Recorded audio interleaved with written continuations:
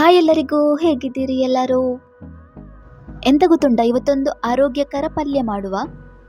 ಬಾಳೆ ಹೂವಿದ್ದು ಪಲ್ಯ ಮಾಡುವ ಸುಲಭವಾಗಿ. ಇಲ್ಲಿ ನಾನು ಬಾಳೆ ಹೂವನ್ನು ಸಣ್ಣದಾಗಿ ಕಟ್ ಮಾಡಿ ಸ್ವಲ್ಪ ಬೇಯಿಸ್ತಾ ಇದ್ದೇನೆ. ಇದು ಎಂತಕ್ಕೆ ಗೊತ್ತುಂಟ ಹೀಗೆ ಮಾಡುದು? ಕೆಲವೊಂದು ಬಾಳೆ ಹೂವಿನಲ್ಲಿ ಕಹಿ ಅಂಶ ಇರ್ತದೆ. ಹೀಗೆ ಕುದಿಸಿ ಅದರ ನೀರು ತೆಗೆಯೋದ್ರಿಂದ ಅದರ ಕಹಿ ಅಂಶ ಹೋಗ್ತದೆ. ಅದಕ್ಕೆ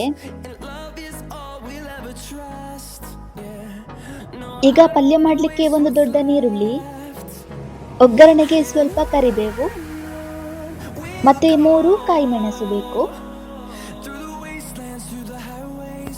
ಓಕೆ, ಇನ್ನು ಪಲ್ಯ ಮಾಡುವ. ಒಂದು ಪಾತ್ರೆ ಇಟ್ಟೆ, ಅದು ಬಿಸಿ ಆದ್ಮೇಲೆ ಸ್ವಲ್ಪ ಎಣ್ಣೆ ಹಾಕಬೇಕು. ಸಾಸಿವೆ ಹಾಕ್ತಾ ಇದ್ದೇನೆ, ಜಜ್ಜಿದ ಬೆಳ್ಳುಳ್ಳಿ ಹಾಗೆ ಕರಿಬೇವು ಕೂಡ.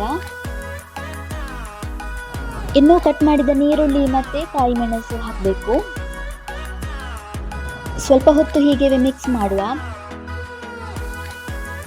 ಈಗ ಬೇಯಿಸಿಟ್ಟ ಬಾಳೆ ಹೂವನ್ನು ಹಾಕ್ತಾ ಇದ್ದೇನೆ.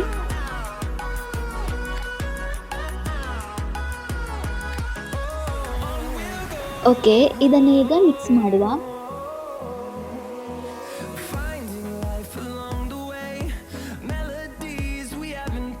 ಕಾಲು ಚಮಚ ಅರಶಿನ ಹಾಕ್ತಾ ಇದ್ದೇನೆ. ಇದಕ್ಕೆ ಉಂಟಲ್ಲ, ಹುಳಿಯ ಅಂಶ ಜಾಸ್ತಿ ಬೇಕಾಗ್ತದೆ, ಹಾಗೆ ಇದಕ್ಕೆ ಬೇಕಾಗುವಷ್ಟು ಹಾಕ್ತಾ ಇದ್ದೇನೆ. ಇದನ್ನು ಮಿಕ್ಸ್ ಮಾಡಿ ಆದ್ಮೇಲೆ ಒಂದು 5 ಮಿನಿಟ್ಸ್ ನಾನು ಹಾಗೆ ಬಿಡ್ತಾ ಇದ್ದೇನೆ. ರುಚಿಗೆ ಬೇಕಾದಷ್ಟು ಉಪ್ಪು ಹಾಕಬೇಕು. ಇದುಂಟಲ್ಲ, ಶುಗರ್, ಕೊಲೆಸ್ಟ್ರಾಲ್ ಇದನ್ನೆಲ್ಲ ಕಂಟ್ರೋಲ್ ಮಾಡ್ತದೆ. ಈಗ ಲಾಸ್ಟಿಗೆ ಸ್ವಲ್ಪ ತೆಂಗಿನ ತುರಿ ಹಾಕ್ತಾ ಇದ್ದೇನೆ. ಯಾರೆಲ್ಲ ಬಾಳೆ ಹೂವಿದ್ದು ಪಲ್ಯ ತಿನ್ನಲಿಲ್ಲ, ಒಮ್ಮೆ ಟ್ರೈ ಮಾಡಿ ಹೀಗೆ. ಓಕೆ, ಈಗ ಬಾಳೆ ಹೂವಿನ ಪಲ್ಯ ಕೂಡ ರೆಡಿ ಆಗಿದೆ. ಸಬ್ಸ್ಕ್ರೈಬ್ ಮಾಡದ ವಿಡಿಯೋ ನೋಡ್ತಿದ್ರಂತಲ್ಲ, ಪ್ಲೀಸ್ ಸಬ್ಸ್ಕ್ರೈಬ್ ಮಾಡಿ. ಮತ್ತೆ ವಿಡಿಯೋ ಇಷ್ಟ ಆಗಿದ್ರೆ ಲೈಕ್ ಮಾಡಿ. ಸಿಗ್ತೇನೆ ಹೊಸ ವಿಡಿಯೋದಲ್ಲಿ. Thank you.